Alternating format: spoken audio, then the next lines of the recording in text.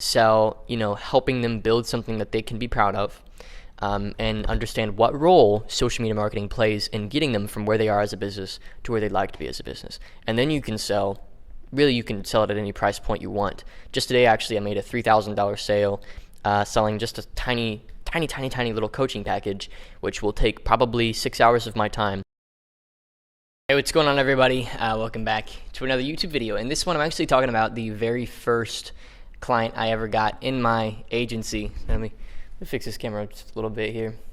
But I wanted to do this because I get this question all the time, like, Trey, how do I get my first client? Like, I know it's probably much easier getting more clients after you've broken that barrier. And I feel like I'll be helping a lot of people understand, and have the proper perspective if I share how devastatingly horrible the first client experience I had was. I think it's important that you have the perspective of look, I didn't, come out the womb here knowing this stuff. It's been a journey, okay? And I think what a lot of people think is they think, yes, 0 to 1 is the hardest jump. Like going from nothing to that first client is honestly the hardest jump you're going to make. But I think a lot of people think that, I don't know, they have the wrong perspective of what it's supposed to look like. And I'm not saying that this is what it's supposed to look like, but just by telling my story, I'm going to give you good perspective, I feel like, and that will aid you in many ways. And, the primary reason why people watch this channel isn't even really just because they get the value from the videos. It's just the story of what I'm building, and they want to understand my thought process a bit better. And that's really what, building a reputation or a personal brand or whatever you want to call it is just telling your story. And so I'm going to tell the story of my first client, how it went, how horrible it was, the emotional and literal physical exhaustion that I went through for just a couple $100 a month. And I want you to understand how far I've come from there. And if you are at that point and you do have your first 1 or 2 clients and the relationship is absolutely horrible, trust me, being on the other end of that experience, it gets better, dude. It not only gets better, but you have to kind of go through those experiences and be willing to embrace a little chaos in order to see some success. So I actually had this conversation with a student recently, because again, obviously I do coaching. I do one-on-one coaching. If you're interested, treycochran.com/coaching. Links in the description. You can book a free call. I'll be on the other end of this call to see if you're qualified for my one-on-one help. And I had a student on the other line, and we were talking about, being willing to embrace a little chaos. Because I think a lot of people see, they compare where they are to maybe where I am, or maybe where other people in this space are, and they see how clean their businesses is. Sorry, you're going to hear some ambulances. And also I'm going to shut my blinds a little bit because it's freaking bright. There we go. It's just a little bit better. You're going to compare where they are to where you are, and you're going to see how clean and structured their business is and how much work you have to do. And it's really easy to think that what got them there are the processes that they've put in place that they now have after arriving there. An example of this would be some of my students are all right, Trey, how do I build a proper onboarding process? What is it, an onboarding funnel or process to get so that when I get a client, I can onboard them easily? I'm honestly, you don't have a client yet, so why are we talking about that? It shouldn't even be on your radar. Your first goal in any form of consulting or really any business is to get your first freaking client, dude. Everything else is irrelevant, okay? I don't care. They're even talking about how do we handle refunds if it comes to, I'm I don't know, figure it out. Literally, I'm not going to say that in my course or when you're working with me one-on-one, but that's frankly what I'd like to say, because what you should be focusing on is how do we generate that first client interaction? How do we generate that first sale? How do we get somebody interested in our services enough to pay us for them? What do we do? How do we do that? And how do we get somebody coming to us for it so that we're not just constantly outreaching like a lot of people would teach you to do, right? And that's what I try and help you do with myself, working with me one-on-one or through the course, right? And I just teach you what I do. I literally just teach you everything that I know, everything that I do, and even methods that don't require an existing brand, because I use my Trey Cochran brand to get clients, obviously. I'd be stupid if I didn't, but I use methods outside of this platform as well so that I'm sure that I'm teaching things that anybody can do, okay? So that being said, to move away from the obvious plug, I want to talk in this video about my first client experience, how I got the first client, what it looked like, and I'm just going to tell some very candid stories of how it felt being in that situation. So they were paying me $600 a month, And this was after about 6 months of cultivating the relationship, right? And this is before I thought I was going to do this full time, or before I even really saw it as a good idea. I think this is right in the era of me being in the middle of e-commerce, drop shipping. And so if you've followed me for a while, it's probably about a year and a half back, right? And I was just coming out of that, and I was just kind of playing with other forms of consulting, or like other forms of online business that I hadn't really heard of before, or tried or played with. And they were an influencer, and I'm not going to name drop or anything. And there's no personal issue of any kind. It's just purely a business issue, right? So I'm not going to name drop. I think it's disrespectful. I think that's really stupid. But the relationship was absolutely horrid. And I remember literally, I'm just going to fast forward to a 2-hour-long call. A 2-hour-long call where this person chewed me out, called me out on my BS, and I was only charging them $600 a month. It's not a lot of money. But I literally did such a poor job that probably 3-4 months into our relationship, into the business relationship, they spent 2 hours on the phone, and literally at one point on the phone, this person said, look, I've been in business for 8 years, and I've never had anybody this unprofessional. Like, they were like chewing me out, dude, and it was horrible, okay? So let me tell the full story. This is somebody that I'd known previously. They have a little bit to do with the photography industry.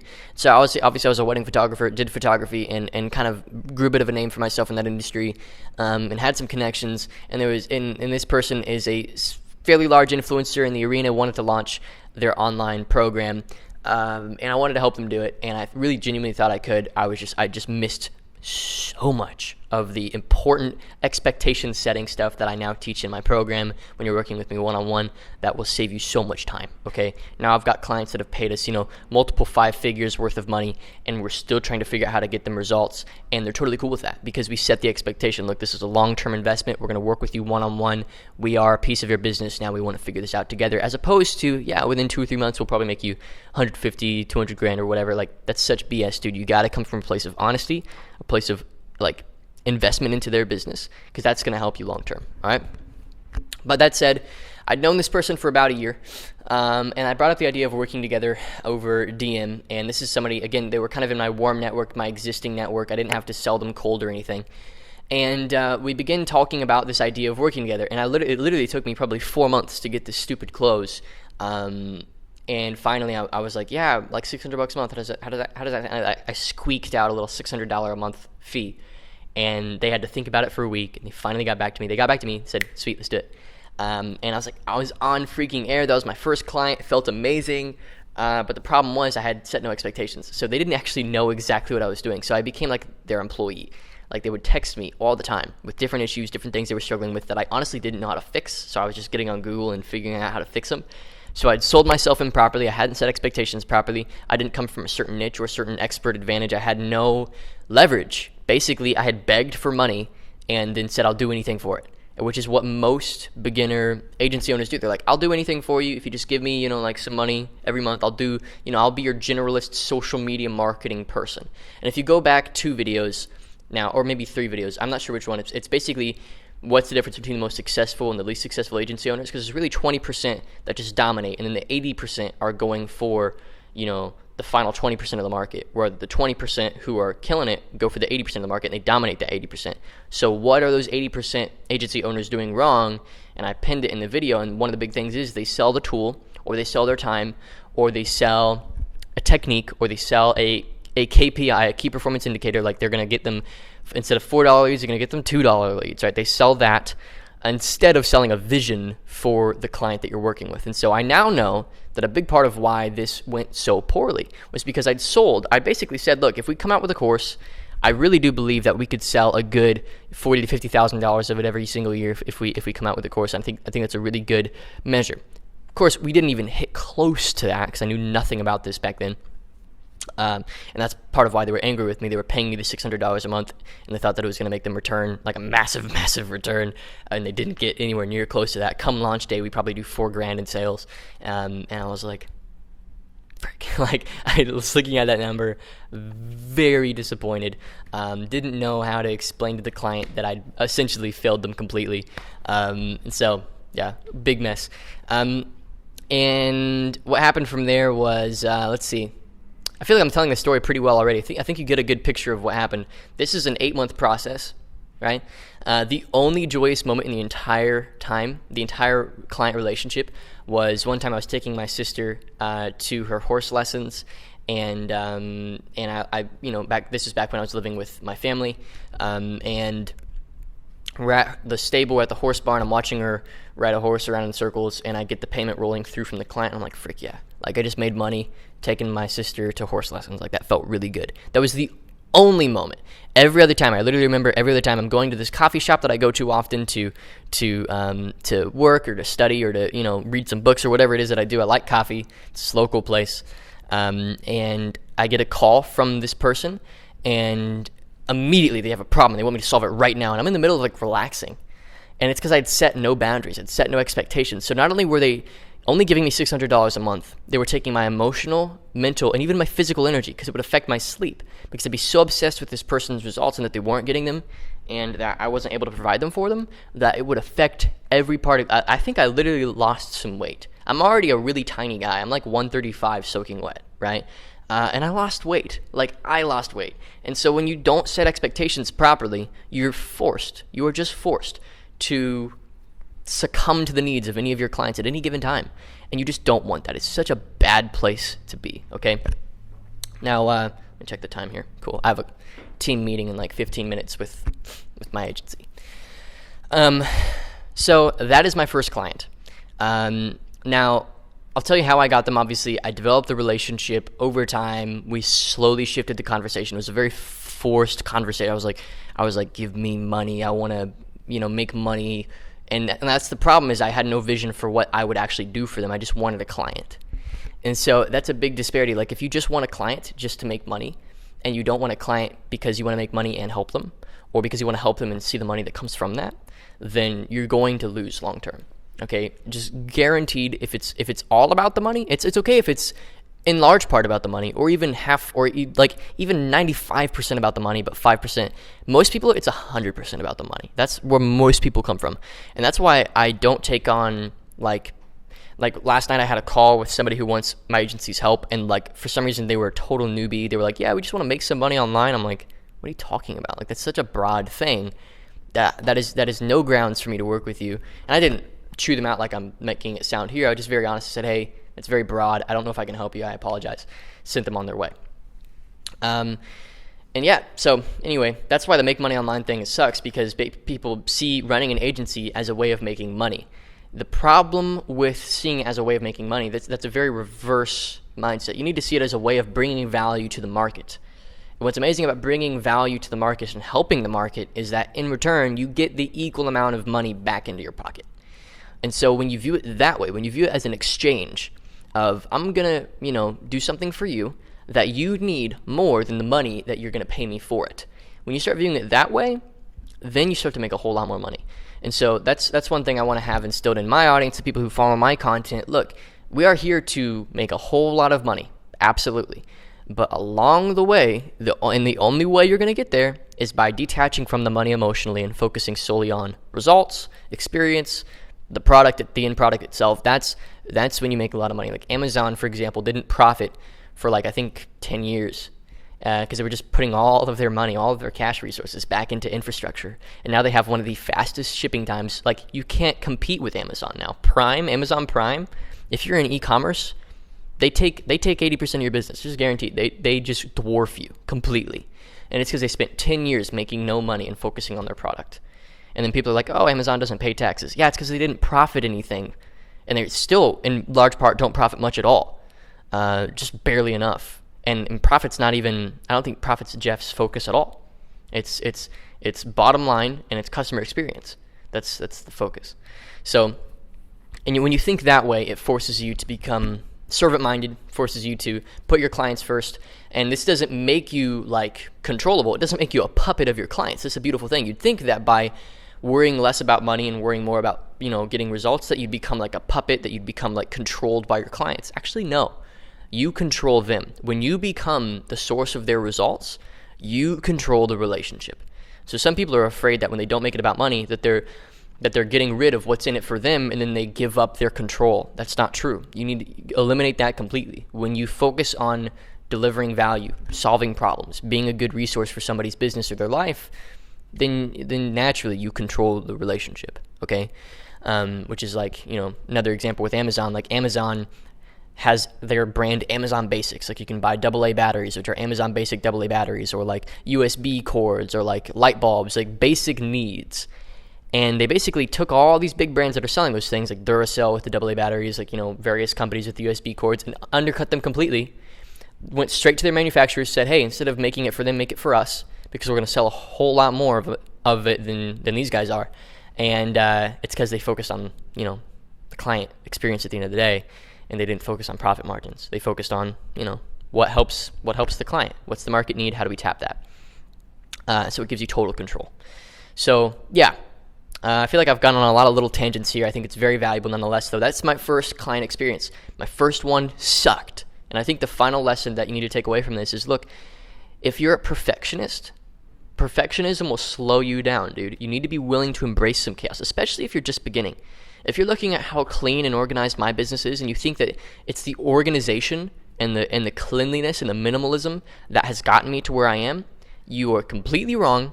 You need to completely disregard that thought, push it to the side, and understand that ultimately what has gotten me to where I am is being willing to embrace some chaos and expect some craziness.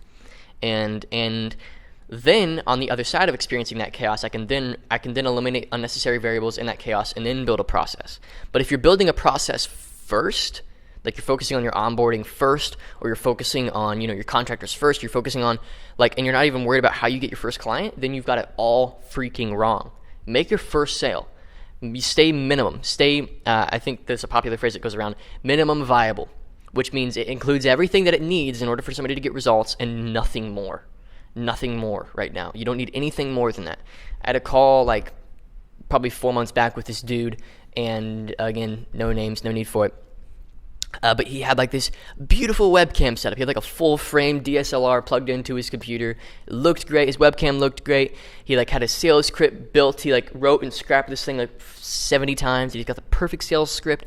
He's got 2 contractors. He's got a beautiful Facebook page, a great logo, a website with all of his service delivery things, a case study video on it, everything just a beautiful looking agency. I asked him how much he's making. 0. Absolutely freaking 0. And I said, dude, it's because you focused on building all these processes around nothing. You didn't build a process around something. You did something that felt productive, and you've been doing that for a year, and you're broke. What is going on, dude? Sell something, okay? Stop building processes before they're needed. And that's the popular thing, especially when you're modeling me or modeling maybe some of the other educators in this space. You'll see a lot of the ways that they do things. You'll see a lot of the ways that they do things, and you'll think, wow, it's because they do it that way that they are where they are. Not true. Not true. The processes they use, there's nothing magic in the processes that they've built around their business, okay? Or nothing magic around the way that they do it. At the end of the day, they have something that somebody else wants more than the money that they're asking for it. And that's the core behind every successful business, behind every successful enterprise. It's simply, we've got an offer, it costs this much, and they get more yeses than they get nos, or just enough yeses that their bottom line is met and there's some profit involved. Okay? So hopefully that makes sense. Hopefully this video has been valuable to you. I'm not sure why my speaker just turned on, but yeah, that's the video. This thing needs to focus on my face again. There we go. That's the video. Hope you enjoyed. If you did, be sure to leave a like down below. Hop into the program if you want to take this really seriously. It's $1,000.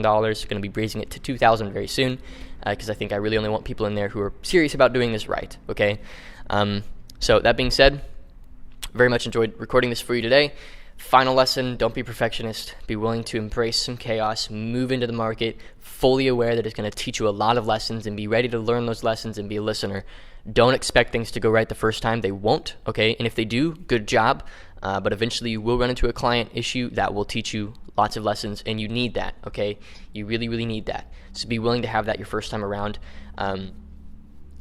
Yeah, that's about it. And don't worry about anything other than selling the service. You got to get out there, sell the service. Don't sell the KPI. Don't sell the tool. Don't sell the package or the includables, the things that your package includes or whatever. We cover Instagram and Pinterest and blah blah blah. Sell the vision for their company. Sell, helping them build something that they can be proud of. And understand what role social media marketing plays in getting them from where they are as a business to where they'd like to be as a business. And then you can sell really you can sell it at any price point you want. Just today, actually, I made a $3,000 sale selling just a tiny little coaching package, which will take probably 6 hours of my time. And it's simply because I let them speak. I had them tell their story on the call. I heard it out, heard exactly what their motivations are. So that's beautiful. I love that. Resonate with it. I truly did resonate with their vision and their mission for their business. I said, all right, here's what I'm able to do for you. I'm going to take you from here to here. You're here right now with your business. You're about this amount of revenue. I'd like to get you here. Not only that, along the way, but I think your vision is amazing, and I want to embrace it the whole way through. And I want to get you from here to here, okay? And here's where I want you to be. I think this is an amazing spot. I think we can totally get you there, and I can definitely help you get there. Do you resonate with this position? Would you like to be here as well? They said yes. Like, sweet. I'm the bridge to get you from here to here. Let's roll. And that's when you can price yourself however you want. So that being said, thanks once again for watching. Hope you enjoyed, and I'll see you in the next video.